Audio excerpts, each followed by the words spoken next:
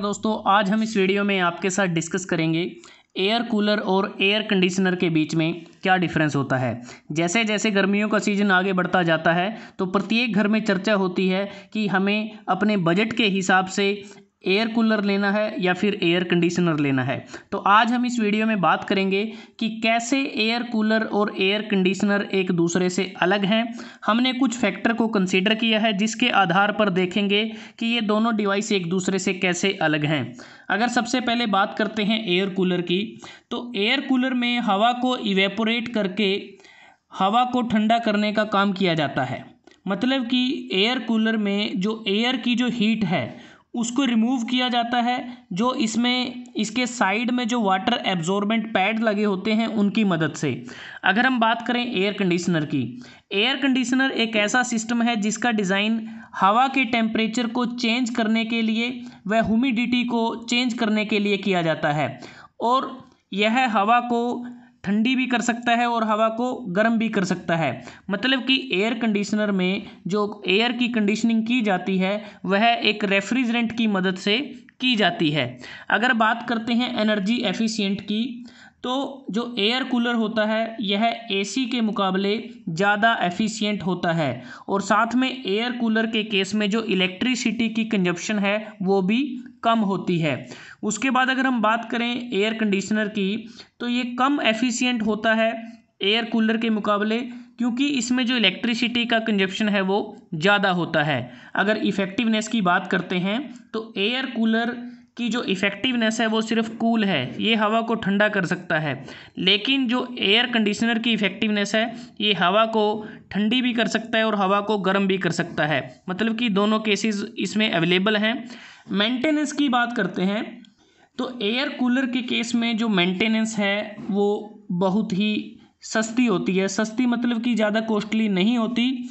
और दूसरा, air cooler के केस में हमें एक डेली मेंटेनेंस करनी पड़ती है, वो होती है कि हमें इसका जो वाटर होता है उसको डेली चेंज करना पड़ता है। लेकिन जो एयर कंडीशनर है इस केस में जो मेंटेनेंस है वो ज़्यादा होती है, और लेकिन इसमें हमें डेली मेंटेनेंस करने की ज़रूरत नहीं होती। उसके बाद बात आती है फ्रेश एयर की। फ्रेश एयर की बात करें तो एयर कूलर से हमें फ्रेश एयर मिलती है, लेकिन जो एयर कंडीशनर होता है इससे हमें फ्रेश एयर नहीं मिलती। हाई ह्यूमिड एरियाज़, मतलब कि ह्यूमिडिटी वाले क्षेत्रों में कौन सा ज़्यादा उपयोगी रहता है। अगर हम बात करें ज़्यादा जो ह्यूमिडिटी के जो एरियाज़ होते हैं जहां हवा में आर्द्रता होती है, तो वहां एयर कूलर अच्छी तरह से कार्य नहीं करता। एयर कूलर की अगर हम बात करें, यह ड्राई एरियाज़ के लिए ज़्यादा सूटेबल रहता है। दूसरी बात, जो एयर कंडीशनर है यह ह्यूमिडिटी वाले एरियाज़ में ज़्यादा कार्य करता है, और साथ में ड्राई और ह्यूमिड एरियाज़ में दोनों में यह सूटेबल रहता है। अगर हम बात करें जो एयर कूलर, अगर हवा में 65 से 70% से ज़्यादा ह्यूमिडिटी है तो उस केस में जो एयर कूलर है वो सूटेबल नहीं होगा, क्योंकि इसके कारण कुछ हेल्थ डिजीज़ होने की संभावना रहती है। लेकिन जो एयर कंडीशनर है ये ज़्यादा ह्यूमिडिटी वाले एरियाज़ में उपयुक्त रहता है, और इसको हम वहाँ यूज़ करते हैं जहाँ पर थोड़ी रेस्पिरेटरी जो श्वास लेने में अगर कोई दिक्कत आती है, वो ज़्यादा ह्यूमिडिटी वाले एरियाज़ में होती है, तो वहाँ ये उपयोगी रहते हैं। इंडोर और आउटडोर यूज़, जो एयर कूलर होता है इसको हम इंडोर में भी यूज़ कर सकते हैं और आउटडोर में भी यूज़ कर सकते हैं, दोनों जगह उपयोगी है। लेकिन जो एयर कंडीशनर है इसको सिर्फ हम इंडोर ही यूज़ कर सकते हैं, आउटडोर में इसका यूज़ नहीं करते। उसके बाद आता है इन्वायरमेंट फ्रेंडली, कि इन दोनों में से कौन सा डिवाइस इन्वायरमेंट फ्रेंडली है। जो एयर कूलर होते हैं ये ज़्यादा इन्वायरमेंट फ्रेंडली हैं, लेकिन जो एयर कंडीशनर हैं ये ज़्यादा एनवायरनमेंट फ्रेंडली नहीं हैं। उसके बाद बात आती है पोर्टेबिलिटी की। पोर्टेबिलिटी मतलब कि एक जगह से दूसरी जगह पर लेकर जाना। एयर कूलर को हम बड़ी आसानी से एक जगह से दूसरी जगह पर लेके जा सकते हैं, इसलिए ये ज़्यादा पोर्टेबल हैं। लेकिन जो एयर कंडीशनर होता है उसको हम फिक्स कर देते हैं। अगर विंडो एसी है तो उसको विंडो में फिक्स कर दिया जाता है, अगर स्प्लिट एसी है तो उसको वॉल पे फिक्स कर दिया जाता है। इसलिए जो एयर कंडीशनर होता है वो पोर्टेबल नहीं होता। उसके बाद बात आती है इंस्टॉलेशन रिक्वायरमेंट की।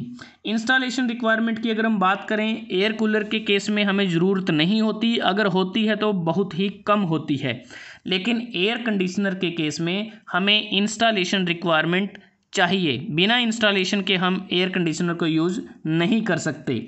उसके बाद है प्राइस की अगर हम बात करते हैं, एयर कूलर का जो प्राइस या जो कॉस्ट है वो कम होता है और इकोनॉमिकल भी है, लेकिन जो एयर कंडीशनर है इसका प्राइस ज़्यादा होता है और ये ज़्यादा एक्सपेंसिव है। उसके बाद बात आती है कि इन दोनों डिवाइसेस के एडवांटेज क्या हैं, डिसएडवांटेज क्या हैं। अगर एयर कूलर के एडवांटेज की बात करते हैं तो पहला तो यही है कि इसको इंस्टॉल करने में हमारी ज़्यादा कॉस्ट नहीं लगती और इसको बिना इंस्टॉलेशन के भी हम यूज़ कर सकते हैं। दूसरा, कूलर का जो ऑपरेट हम करते हैं वो भी ज़्यादा एक्सपेंसिव नहीं है।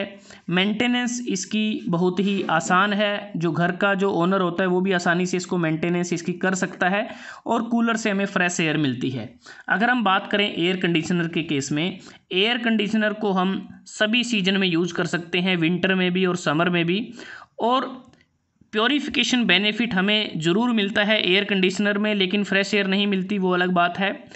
और जो कूलिंग होती है एयर कंडीशनर में हम उसको कंट्रोल कर सकते हैं।